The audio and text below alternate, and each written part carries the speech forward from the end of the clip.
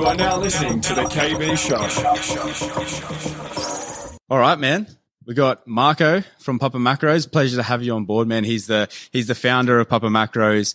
Started at the end of 2019. It's a really cool story. You started off selling out of your parents' kitchen, was it? Yeah, out of the back of my parents' restaurant. Yeah, crazy story.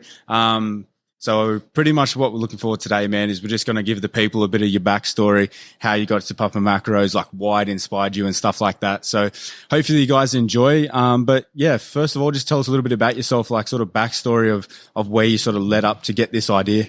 Yeah, so firstly, thanks for having me on. No worries, man. And yeah, Papa Macros was never really planned. It's kind of just something that happened that I fell into. Yeah. So, I was working a full-time job in property valuation and finance. Yeah. And obviously very into my health and fitness, into gym, into meal prepping, had goals to compete and get on stage in bodybuilding. Oh, yeah? Yeah, so I was going to say, you're looking in good nick. I don't feel like that. You stepping on stage soon or what? Hopefully, see how we go. Nice, bro. Yeah. Yeah, so I was always remembering for myself and bringing my meals with me to work. Yeah. And all the boys in the office saying, oh, what are these? But it looks better than the stuff we're buying. Yeah. So okay. It became a thing where I stopped meal prepping out of home. This is in the back end of 2019. Yeah. And I started meal prepping for all my colleagues at work and all my friends. True. And so pretty much the whole of 2020, that's what I was doing. And it was more so a hobby. And then it sort of got a ring to it. And then people recommending to their friends. And it built up to this point whereby everyone was telling me, man, you need to start a business out of this and make it legit. So then in the back end of 2020, I started doing my research, started looking at my own premises, my own factory to lease. Yeah. Getting the website up, getting the social medias up, and the ball just flew from there. Yeah, so, wow, man. Yeah. So literally up until end of 2020, you're literally like out of your parents' kitchen. Yeah, correct. Or you're just doing cashies, just bringing it in like on the day type of thing? Yeah, pretty much. Yeah. Do it all on a Sunday, deliver it Sunday night. And it got up to like 30, 40 people. Yeah, out of the kitchen, 30, 40 people. Yeah, and I was I'd put it on my personal Instagram on my story saying who wants meals, let me know. But yeah, obviously people like the product, people like the service. It was very basic. Yeah. Only 5 or 6 options on the menu at the time that I'd rotate. Yeah, okay. What was the OGs? Any still now? Any still available? They've all changed now, but I did like a pulled chicken and the barramundi was pretty popular. Oh yeah, Barra. Nice. But yeah, now my meals are a lot more complex. Yeah. We got the nutritionist in. I seen that. You've got like a full-time chef and full-time team, obviously. Yeah, man. So fast forward to, as you said, the end of 2020, you're locking down a lease. You're looking for a lease. Tell us about that. Yeah. So pretty much the business was established, like no website, no social media. And I don't know how I had the confidence. I think my mates, my friends and everyone that was already purchasing me was really backed me. Yeah. And I signed a 6-figure lease off the bat. Wow. Just biggest risk. So you've literally just gone from like cashies to just like that's right. 6-figure lease. Fuck, that's I like that, man. Yeah, so I pretty much hit the ground running hard. Had pretty much 2 people by my side working with me. So from January 2021 till now, it's pretty much been a year of just hustling, grinding, working 7 days. Like I can count actually on 3 fingers how many days I've had off in the past year. Yeah, wow. Yeah, big nights, big days. Yeah. It's been a big process. And how old are you? You seem young. 24. 24. Yeah, wow. Turning 25 next week, actually. Yeah? Yeah. Fuck, congrats, man. I love that. So you just had that obviously hunger behind you, and you just spoke about before or off the podcast before we started, that you've just locked in a new lease. At a different warehouse, 3 times the size. You said it was 3 times the size. Yeah. So, wow. So you've literally gone from a kitchen, like your mum's kitchen, and then a year later you've gone and locked in a 6-figure lease, and then a year later you've tripled in size, pretty much. Correct. Yeah. So we're doing big numbers now. So we're in a factory out in Wetherill Park now. So the initial factory was in Marrickville, now in Wetherill Park, and we literally just finished the fit out last week. And on the same week we finished the fit out, we had our biggest week ever for Papa Macros. Was this in January? Last week. Yeah. Oh, yeah. Sorry. Yeah, last week. Yeah. Wow. Do you reckon it's all because of the New Year's resolutions? And is this generally a popular time of year? Like, well, I wouldn't know because it's really you can't really, I can't really gauge year on year. Yeah. But yeah, I think so. I think it's more so it's summer. People want to look fit for summer. Yeah. It's the whole stigma. Yeah. And I have found that the gyms aren't busy. So a lot of people might say there's not any sign-ups in new gyms at the moment because people are scared of this COVID still out and about. Yeah. But yeah, people are more enticed to eat clean and rely on their diet to stay healthy if they're not training as frequently. Yeah. Well, that's true, Yeah. man. And That's true. I found that throughout lockdown as well. Yeah. Like, I can't train as good, but I can take control of my diet. Can take control of your diet. I suppose it would be one of those things that people or even like mainstream media is also starting to talk about health, obviously as like a way to help fight or help prevent COVID as well. Like obviously the healthier you are, the less chance you are of ending up severely ill. So nutrition is a massive, massive part of that. Yeah, that's what the whole business is based around. Obviously, wouldn't be a meal prep business if the food wasn't healthy itself. Yeah, exactly. So yeah, hence the name Papa Macros. Macros being short for macronutrients. Yep. But we take more into it as well. It's not so much just the breakdown of the calories, carbs, proteins, fats. We use a lot of like micronutrient dense foods. So then, it is healthy, and we do cater for a lot of people that don't necessarily train. We cater for a lot of diabetics or people that have gluten, dairy allergies, or just have weak immune systems that need to eat like a micronutrient dense diet to stay healthy and keep the immune system strong. Nice, man. Actually, I want to come back to that. Because that was one of the questions I had later. But did you have a passion for nutrition before going into this? Obviously, you said that you're a bodybuilder. Were you doing like your own research, trying to sort out what meals would be best for you? Obviously, heading into your show, you were talking about going in. Yeah, well, I'm not a bodybuilder yet because I've never competed. Yeah, you've actually competed, I call myself one. Even though you look good, but anyway. Yeah. So more sort of a passion. Like I played soccer semi-professionally growing up. Nice. So I've always been athletic and always very fit, but then towards I was 18, 19, the injuries piled up. Yeah. And then that sort of developed into my passion for gym. Yeah. Since I've been 18, 19, I've pretty much been in the gym almost 7 days a week. Yeah. My love just grew up from there. So nutrition wasn't always there from the start, but I learned, the better you eat, that's going to fast track your results. Yeah, and 100%. People don't realize, a lot of young boys especially don't realize how important what they eat is going to affect their results in the gym. Oh, it's massive, man. Yeah. Like I know most boys that train that I grew up with just will go to the local chicken shop and smash a whole chicken after training, but then that's not the way to do it. Yeah, 100%. That was me, like back in the day, especially like when you're on a budget and stuff. Although meal preps are probably going to be cheaper, to be honest, than what we were doing back in the day. But I remember like coming home from training, it was like a whole chicken. Remember that like creamy pasta salad you get from Woolworths and just like a loaf of bread and just like smash that. Yeah, well, in my area, I was even going to El Janda or Wafi. Yeah. But that was too expensive for our taste. It was straight Woolworths, man. So it just sort of kicked off from there. So obviously my own research came into it a lot. And even before I started meal prepping for myself, I was purchasing meals from just about every other meal prep company out there. Yeah. I sort of had the idea because I felt like there was always something missing from each service. Yeah. And that's something I've sort of tried to implement in my business. Something that really caters to what I was looking for. Yeah. So that's sort of how I developed the point of difference for Papa Macros. Yeah. So the main thing for us is our quality is, or I believe, second to none. We're like a premium product in the market. And everything we deliver to you is cooked and packed the day before you receive it. And I don't think any other company can guarantee that they do that how we do it. Yeah. I use it personally myself. Yeah. I'm probably obviously going to be a bit biased, but the same as you, man. I've tried heaps of companies. You know what I mean? I've been in the fitness industry. I've played professional rugby league. So nutrition was a massive part of my life, and it still is now. And it's something that I study to this day, and I love it.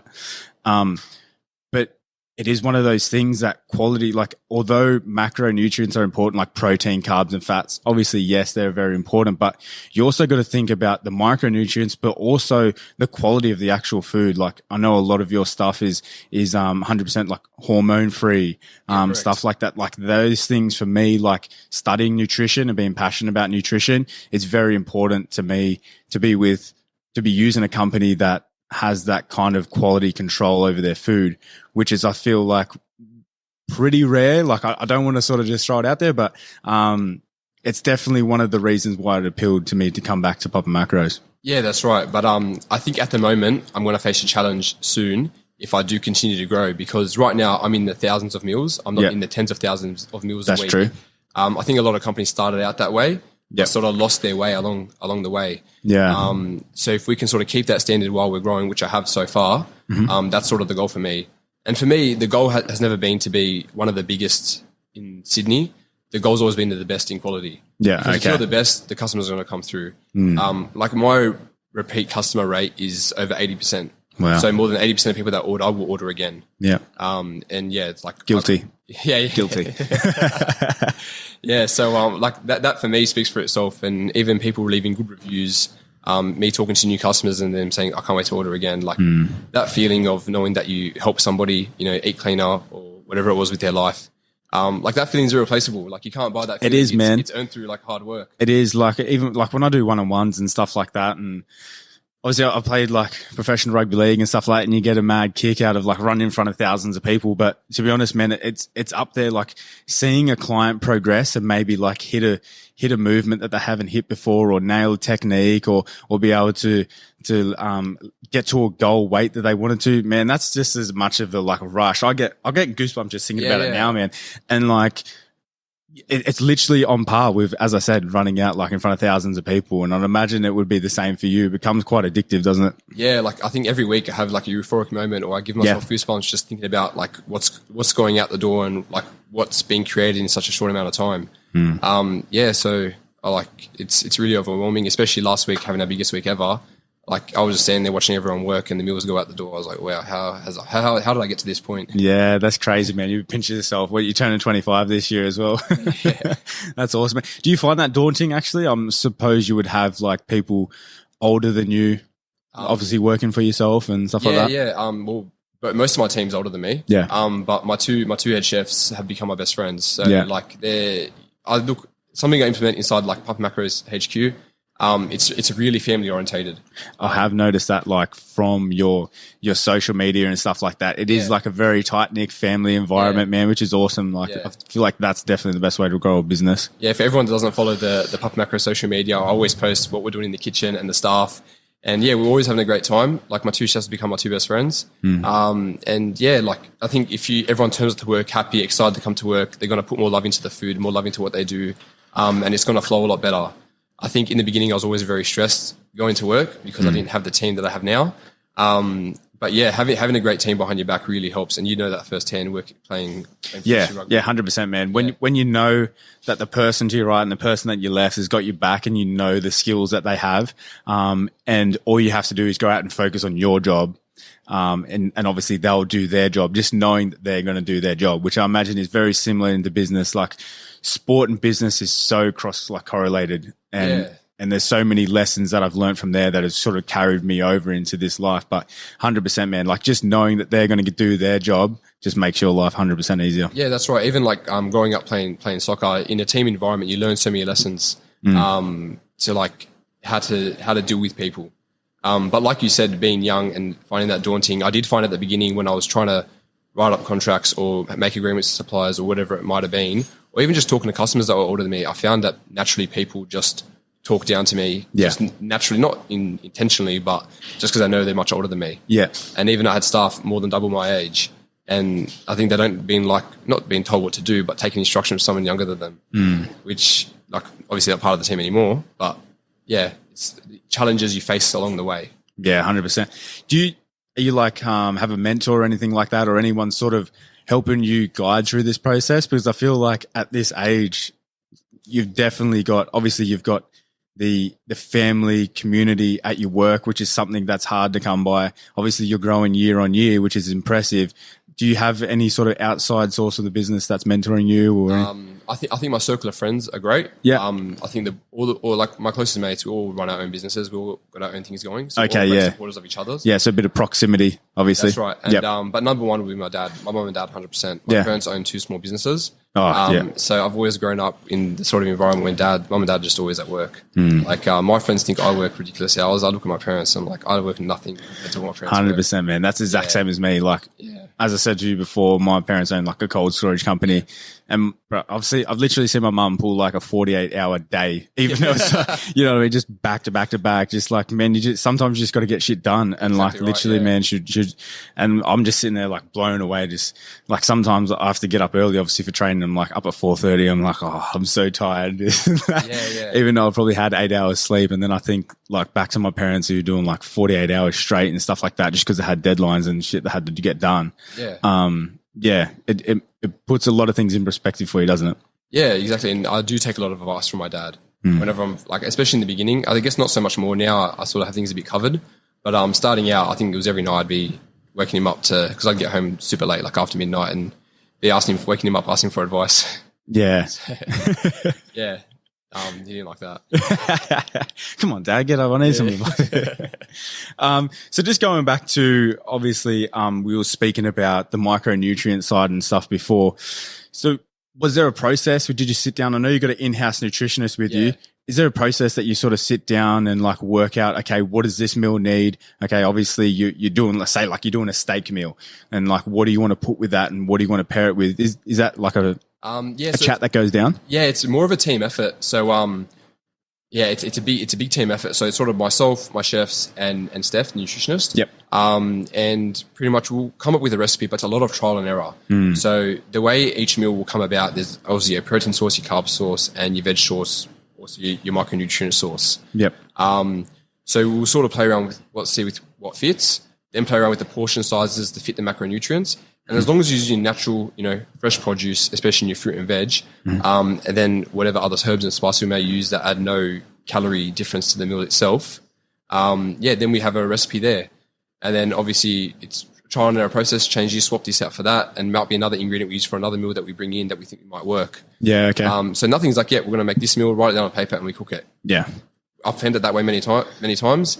Never happens. Never works out. Yeah. Plus, you got to go through obviously supply chain and source this stuff and correct. And I have a software that that sort of puts the whole recipe together, gives me the whole nutritional table along with the pricing. Obviously it makes it easier on my end. That's amazing. It's an expensive program. Yeah.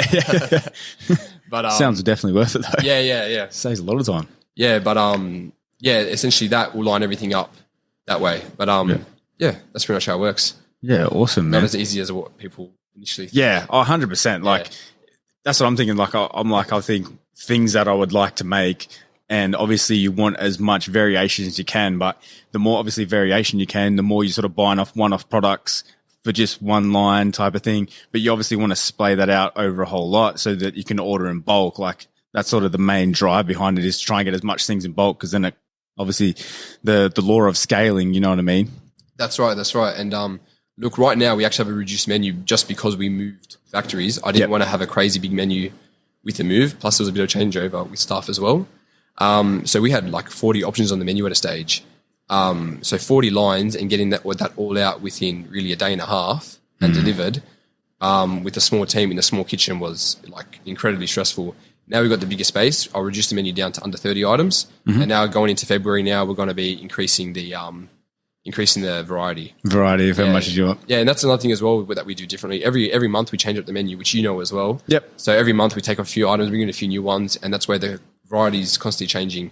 Anyone that knows me, I'm the fussiest eater. So I'm always very picky, and I get sick of eating the same things a lot. Yeah. And I think that's why the customer retention rate has been high as well, because the variety is always changing. So people are like, I'm sick of this one, but they got this is new, I'll have that. Yeah. So that's been working really well. Yeah, you know what I really like? When you change over to like a summer menu.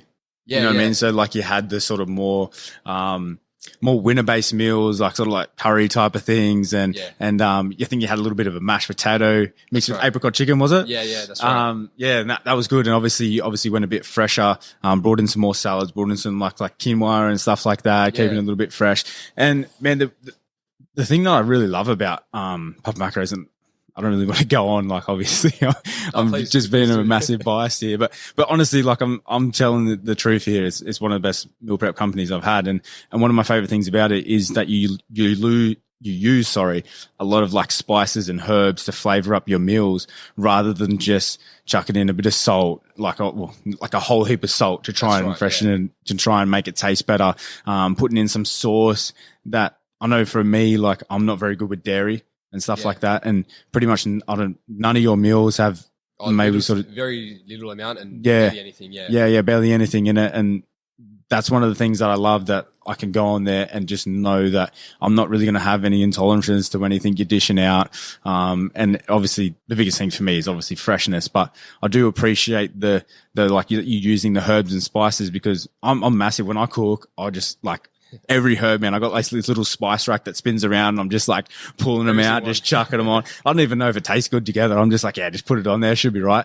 But it's good, man. Like, is that something inspired from the nutritionist, or has it always been a culture at Papa Macros? Just myself, personally. Just yourself, yeah. I think it helps me being a fussy eater.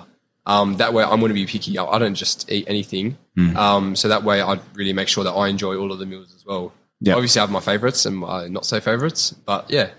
And like you said about having the summer menu. So yeah, we brought on a lot of more salads and low carb stuff. A lot of people are asking for like low carb meals because they're trying to cut down or lean out for summer. Yeah. The more low carb meals. That was my missus, because me and my missus do it together. And she was like, yeah, I'm going to get the low carb meals. I'm like, for me, because I'm a pretty big dude. Like I try, I eat a lot, man. So I'm like, bro, just give me the carbs. But yeah, she loves it, man. So it's also a good option for them. Yeah. Well, speaking for yourself, you've been a long-term customer for over 6 months now. You've been pretty consistent just about every week. I think you guys order. Yeah, they pretty much only took like 3 weeks off over Christmas, because I was actually meant to go overseas, man. I was actually meant to go to Dubai, but literally the day before tested positive for COVID. Oh shit! I was like, freaking hell, man! So I had to cancel that. So that was the main reason why I wasn't getting Papa Macros, and I knew we'd just be out and about, and a lot of them would just go to waste. But yeah, I've been there for a while, man. Yeah, and I think everyone's copped COVID over the past month here in Sydney. Yeah, it's kind of good, to be honest. Like I feel like it's not that taboo anymore of like the mysterious. It was almost the mystery of what it could be like was scaring people more than what the actual virus. But that's right, yeah. Whether people have their own thing, like, man, I'm not going to go into that because it's just a bit of a rabbit hole. But yeah, exactly. But there has been a little bit of a food shortage due to the last COVID. How have you coped with that? Because I know like a lot of stores, I mean, like Woolworths and stuff like that, heaps of veggies, heaps of fruit, meats and stuff like that. Seems to be a lot of the fresh items that are out. So how are you going with that? So I don't think it's really affected me so much. Yep. I think on the supermarket chains, it's more of a staff shortage rather than actual product storage. Yeah. They just don't have the labor because everyone's either in isolation or can't work. Yeah. Okay. To get the food there. I think that's so you think it's more of like a supply chain, like truck drivers, warehouse staff? Yeah, warehouse staff mostly, I think. Yeah. And I experienced it myself in my own factory. There was days where my staff couldn't come in because they were either had COVID or had to isolate, so obviously they can't come to work. The only issue I'm having now is with our meat suppliers. I think that's across Australia now, just because there's a trade agreement with China, then all the cattle in South America have a disease, or I don't know. Okay. I don't know. I don't want to go into too much detail, but something along those lines. Yeah. Which has obviously driven the price of meat up. Okay. So now I sort of faced a thing a couple of months ago. Do I put my prices up onto the customer, or do I just bear the cost for the 2 months? Yeah. So look, at the time, pretty much 90% of my customers are all loyal customers. I didn't want to up prices on everybody, so I've sort of just kept the prices the same. Yeah, well, man. And hopefully after this thing rides out, then I can get my meat back to the same price what I was getting it for. Yeah. Well, there you go, customers. He's been doing a solid for you, been taking the hit. Yeah, because grass-fed beef, man, that's not cheap. Nah, not at all. But yeah, you have to have like a premium item there. Right now, I just have the one steak option. Yep. But I'm thinking of having that one as a premium one and bringing another cheaper cut in as well, just so you give people that premium price option and that basic option as well. Yeah. We got the chili con carne on there. That's a favorite of mine, man. I love that one. Yeah, same here. Yeah, it's a good one. Eh? So, as obviously we spoke about all the supply chain issues and how, well, not issues, but managing your way through that. Did you just sort of go about that yourself? Obviously, you said that you sourced a warehouse for yourself, and then you went off and you've gone and found all these people. Is that something you've just gone through? Like, have you employed someone to do it, or you're just doing it yourself? No, I've been doing all that myself. Yeah, wow. So from the start, 100%, I was doing everything myself. Yeah. So even at the back of my friend's restaurant, I had one of my dad's staff sort of just, okay, it's a few hours, you're with me, we're doing this. Yeah. So it was a bit like that. And then when I moved to my first factory in Marrickville, I was doing, the ordering, the stock take, the cooking, the packing, the deliveries, all the customer service on the back end. I was doing 100% of everything. What were those hours looking like, man? Oh, ridiculous. Yeah, I didn't go home for days. Talk us through a day then. Talk us through a day, like a sort of peak period. Like now it's a bit different. I just went through a stressful period with the whole move. Yeah. So now it's good because my chefs sort of wear the hat where production is taken care of. I've got a couple of young boys that the packing is getting taken care of. I still have to be there. And the deliveries, I have a courier company that does all the deliveries. And on the back end, I have Rob, who does all the website back end. I have Lorenzo, who does all the design work. So there's a team of people behind me now sort of wearing all the different hats. Yeah. Obviously, I still got to manage it all. Yeah. And that gets stressful because obviously every issue comes back to me. But but I'm still doing all the customer service and all the communication to customers all myself. So just before we started, I showed you my call log from today. It's like 2:00 and I already have like 80 calls. I already had 80 phone calls today. I feel my phone buzzing the whole time we've been sitting down. The whole time we've been sitting down. Sorry, guys. He'll get back to you in a sec. Don't worry. But yeah, when I first started, literally there was many days, like 20-hour days back to back. Yeah, well. In my factory, I had I literally put a fold-out bed upstairs in my office. Did you? Just because I wouldn't go home for days. I just work that many hours back to back where I'd save an hour on sleep just so I could get like 4 or 5 hours sleep. Yeah. So I'd go to bed at finish at 1 a.m, sleep, wake up, had a shower in the factory as well, and then start work at 5 a.m. just because we had that many meals to get out and I didn't have the staff at the time or the people that knew what they were doing to cook, pack and get the deliveries out the door. Yeah, well, so you're just like literally just on the tools. Yeah, doing everything. Yeah, and there's days like, man, I get so... I think not now, but I used to get so emotionally caught up with the business. So if things go wrong, I get heartbroken. Like worse than a breakup. Like equipment won't work, or there's issues like someone doesn't show up for work. Like it really ate me up. And even financially, there's times where like your account hits zero because you just all the bills popping at once, or you have a few slow weeks that sort of kill you, or your outgoing bills popping at once. Yeah. And I guess it still happens. From time to time, any business does has cash flow issues. And I used to get really stressed out and not sleep at all. But I think now this past year's really been a big learning curve. And now you have a downhill moment. It's like, it's all right. We'll get there. It'll work itself out. Or I know I got to do this, and this to fix it. Yeah. So I don't think, obviously I love Papa Macros, but my emotions don't take over my decision making as much as what they used to. Yeah. Yeah. That's a massive learning experience and something that I suppose just comes with experience. You know what I mean? You can't sort of teach that. It's just from being in that situation and then fixing it, solving it, knowing that it's going to be okay and move on down the line. Yeah. You just have to back yourself. Like, every decision you make, you have to, completely back yourself, back your decision. Because if you're having hesitations, you're not going to put in the effort. Like for example, spending on marketing, if you don't properly believe in your brand or your business, you're not going to do the marketing correctly and spend the money that needs to be spent to get it where it wants to be. If you only spend half the amount, you're not going to get the results you wanted. Yeah. So it's about taking that financial and that time risk to get it there. Yeah. There's a lot of risk that goes into business, isn't it? Like, I even know from my parents, those sort of the hardships that they went through, potentially like had to sell the house and stuff a couple of times. And as I imagine all small businesses go through. But it's just, really, like when you break it down, it's just consistency and just taking risks when you need to take a risk. That's right. Yeah. Like when you sort of obviously there's a lot more goes into it, but when you sort of break down just a small business mindset, it's just that consistency. And obviously you've pushed through the hard times. You've took risks when you needed to take a risk. Obviously you're signing a 6-figure lease when you're just freaking out of a kitchen, man. You're 22 years old or whatever. Yeah, I'll be right. Like it takes some balls. But yeah, as I said, man, it's kind of just all it is, isn't it? Yeah. Like, you'd never get anywhere if you didn't risk anything. Like I think my life would be a lot more stress-free if I just kept my 9-to-5 job and had plenty of time to train. And also the reason why I haven't competed yet, the past year I have my training program has been absolutely rubbish. Just because my days are unpredictable. If I don't train first thing in the morning, I probably won't train. Yeah, okay. So obviously you're in good nick. So is that something that you do? I know a lot of people that own small businesses and stuff like that obviously push their health to the side. And I'm sure a lot of viewers are listening now, pushing their health to the side. Obviously they can go get some Papa Macros to save time on cooking, but 100%. But getting the body moving, obviously that's great for the body, but it's also great for the mind as well. 100%. Like the healthier the body is, the healthier the mind's going to be. How do you manage that with obviously such a crazy schedule? Routine. Yeah. Right now, just because I've moved, it's all out of whack. And even with the 4 months of lockdown, I didn't train at all those 4 months. Yeah, well. Just because I bought equipment for home, but my garage is on a slant. And so whenever I was... Just dumbbells rolling down. Whenever I was squatting or benching, I ended up like really hurting my knee and my AC joint in my shoulder just because the weight's tilting to one side. Oh, no way. Yeah, so then I just started doing more cardio and naturally I'm a very skinny boy. Yeah. So I was weighing 92, 93 kilos. In those 4 months of lockdown, I dropped down to 82 kilos. 82, so 10 kilos. Shit. Yeah, I lost a lot of muscle mass. Yeah. But I was lean. So yeah. That's the right side. Yeah, some abs going on. That's all right. Yeah, that's right. But now I'm back into routine. Now I'm into my strength training.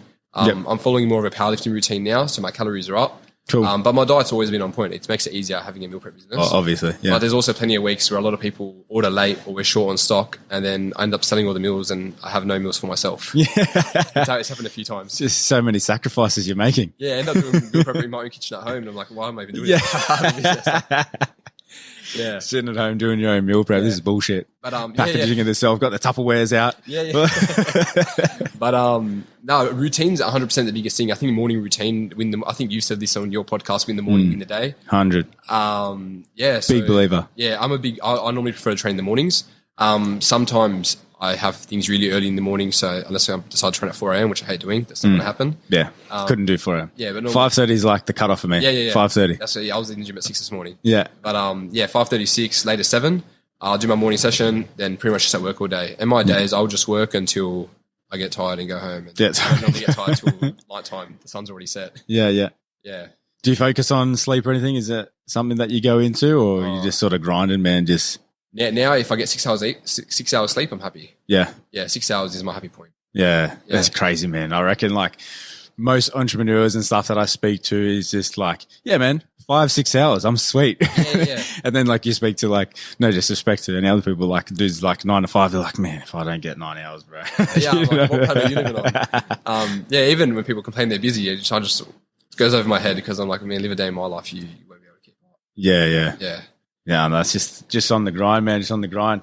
How far are we off? So we got a little segment here.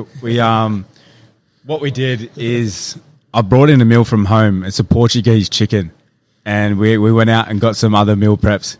And so what we're going to do is we're going to blindfold Marco, and we're going to actually see if he can tell his own meals. So. He's had a few. He's had a few. Just give it that. So, all right, close my eyes. Yeah. Just chuck that on, man. So, what I'm going to have to do, I'm going to have to feed you because you're not going to be able to see. So, I don't know how this is going to look on camera, but we'll see how we go.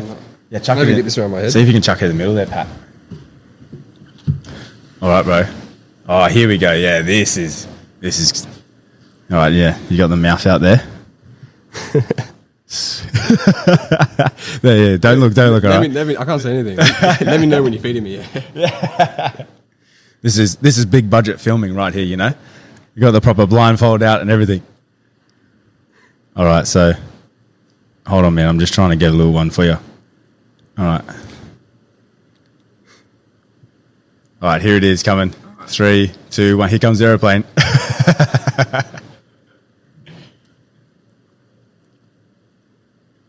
All right, so that's the first one. Give your answer at the end. All right? So that's number 1. How long did you put this in the microwave for? Paddy, how long was it in the microwave for? 2 minutes. 2 minutes. Yeah, okay. Not enough for you? No, that's all right. You worried about food poisoning? No, that should be all right. All right, 3, 2, 1, incoming. So that's number 2. Save your answer to the end. We've got a separate fork for you and everything. We're not even cross-contaminating. I still had the same one in my mouth. Oh, did you? No. Can I give my answer? We've got one more. Save it to the end. You ready? You still going or you? Let me know when you're finished. Sorry, bro. We'll just cut this and crop to an ad break or something. We'll chuck up some Papa Macros meal prep, you know. We'll give them the website and number. Get your meals fresh every Sunday. Order by, was it 8? You should have given me number 2 first. Number 2 first? Yeah. Can I give my answer though? No, yet. You still got one more. All right, give me the next part. Yeah, you ready? Yeah, 3, 2, 1, incoming. I reckon he's going to get this easy. You've got it, eh? Number 2 is mine. He's killed it. Nice, brother. Take it off. He's killed it. But you can tell from the sources, eh?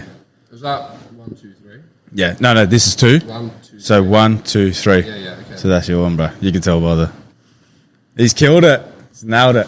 First go, too. How easy, man.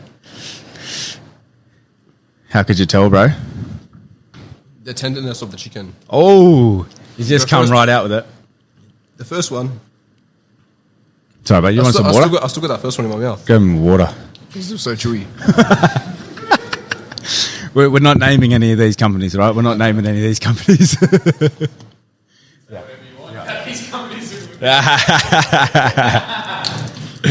Grab a water, bro. Take your time.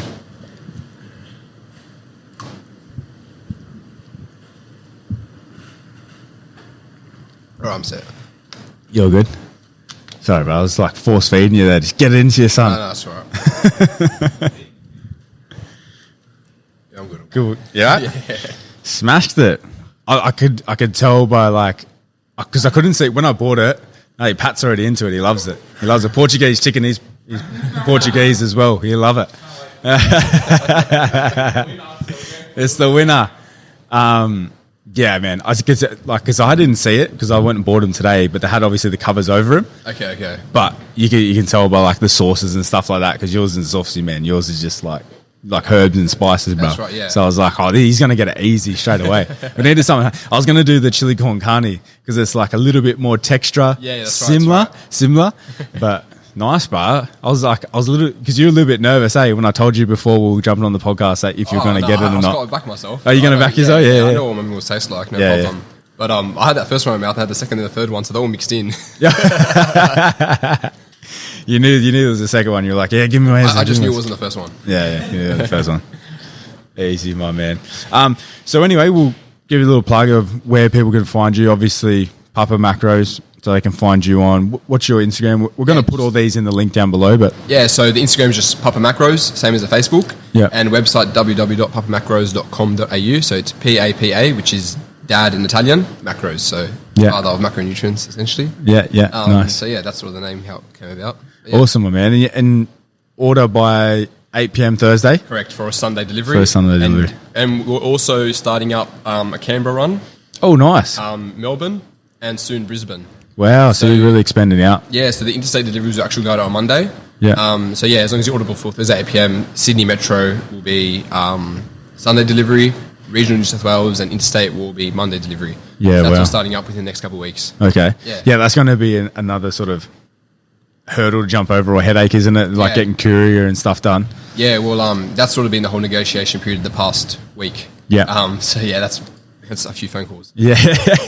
Hence the phone's just ringing in your pocket right now. Yeah. So when's that meant to be coming out? Interstate? Canberra, first delivery day will be the 30th of Jan, so next Sunday. Okay, so people in Canberra, 30th of Jan. Yeah, cool. And Melbourne and Brisbane will be just after that. Just after that sometime when you lock it in. Within 2-3 weeks, yeah. Cool, correct. Man. And we're already doing all regional New South Wales as well. Yeah. We've been doing that for months now. Yeah. At Papa Macros is the tag, correct. Is the tag, Yeah. Instagram name, so you can head over there. As he's talked about before, it's a bit of a giggle, some of the stuff that you do, you know what I mean, with the family, you have a laugh, it's good. Very similar to what we are here, you know what I mean, we try and keep it real light, try and involve the community as much as we can. But yeah, it's very sort of similar sort of companies, like in obviously different front ends, but it seems like the back end is very, very similar. We're all like real tight knit here. We've got a pretty small team, and yeah, even getting this place ready was like mad hours. Yeah. So not 20 hours and sleeping in the cot up here, but not that crazy.